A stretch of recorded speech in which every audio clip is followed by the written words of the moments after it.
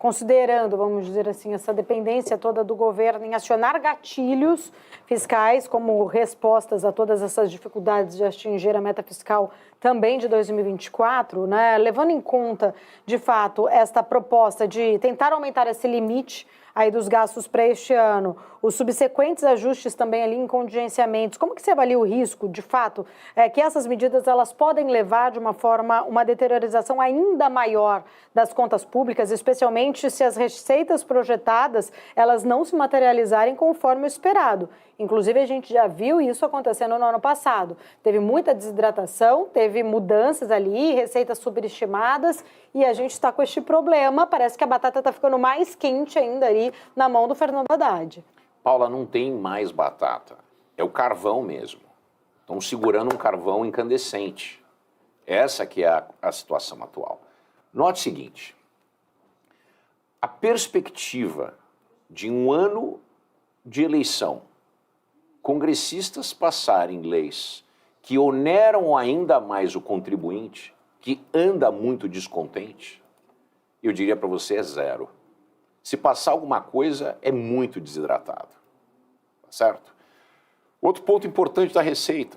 Receita aumentou, sim, real, 9,6%, legal. Só que grande parte desse aumento são os famosos one-off. Aconteceu uma vez e não são recorrentes. No entanto, gastos, na maioria dos casos, eles são recorrentes.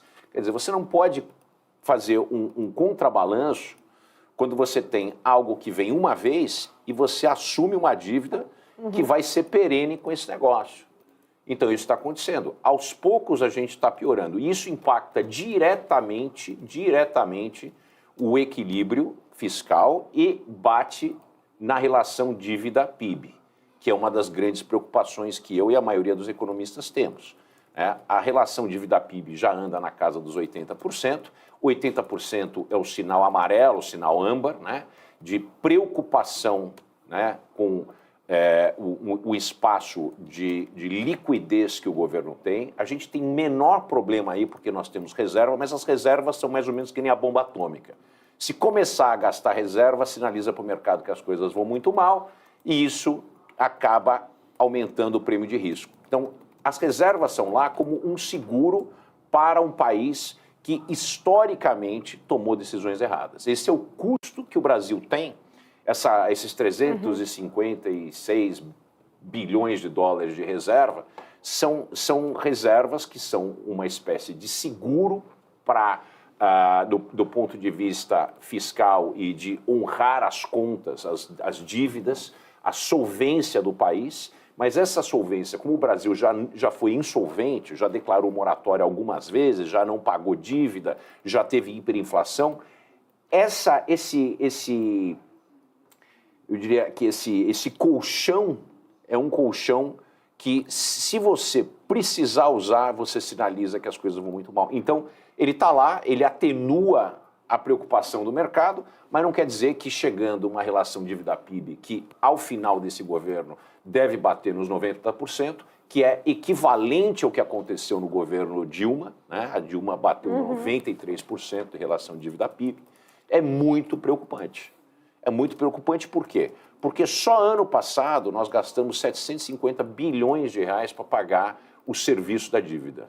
Isso é mais do que educação e saúde juntos gastos. Eu vou dizer que nesse ponto especificamente que eu quero entender, qual é o destino de um país em que a dívida pública aumenta ali de uma maneira contínua e em uma maior velocidade do que o crescimento do PIB?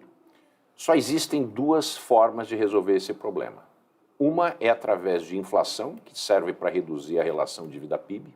Ela essencialmente serve como um imposto, uma taxa na inflação. Os credores acabam perdendo com essa inflação, porque as dívidas, na maioria dos casos, são nominais, em reais nominais, ou dólar nominais, mas a maior parte da dívida está em real, não em dólar. Né? Então, por isso que a gente tem um movimento muito grande na direção de papéis de IPCA mais alguma coisa. Sim. Porque isso serve de seguro contra a hiperinflação. Só que essa é uma dívida muito cara para o governo e que aumenta ainda mais a relação dívida-PIB. Quer dizer, a inflação sozinha, ela não dá conta. Então entra a segunda opção, que é calote. A gente já viu o Brasil dar calote 3 vezes. Aí a gente acaba entrando na direção da Argentina. Hiperinflação, porque reduz a dívida, e quando não consegue, porque se você tem uma dívida que pode ter um indexador, como é o caso do IPCA mais 6, IPCA mais alguma coisa, ele pega e fala assim, não tenho dinheiro, não vou pagar. Vamos reorganizar, né, essa dívida. Então, a gente não está neste patamar ainda, mas a gente consegue olhar de onde eu vejo aqui, eu consigo ver. Nós temos aumento da relação dívida-PIB, nós temos um descontrole fiscal grande, nós temos uma mudança de presidente do Banco Central. Quem me assegura que o próximo presidente do Banco Central, que vai ser posto na posição de presidente pelo Lula, não tem um alinhamento intelectual e ideológico com o presidente e que vai tomar decisões parecidas com a que o Tombini tomou?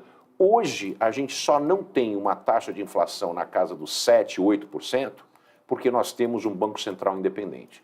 Se a gente tivesse, se a gente tivesse voltado antes de 2020 e tivesse um Banco Central dependente do governo, nós teríamos uma situação idêntica ao que aconteceu em 2013, 14, 15, que foi essa questão fiscal que implodiu o Brasil, inflação batendo nos 15%, taxa de juro caindo a grito, né, porque a Dilma queria que caísse. A gente sabe que o PT quer que caia. A semana passada, a Gleisi Hoffmann já se posicionou dizendo que a culpa, né,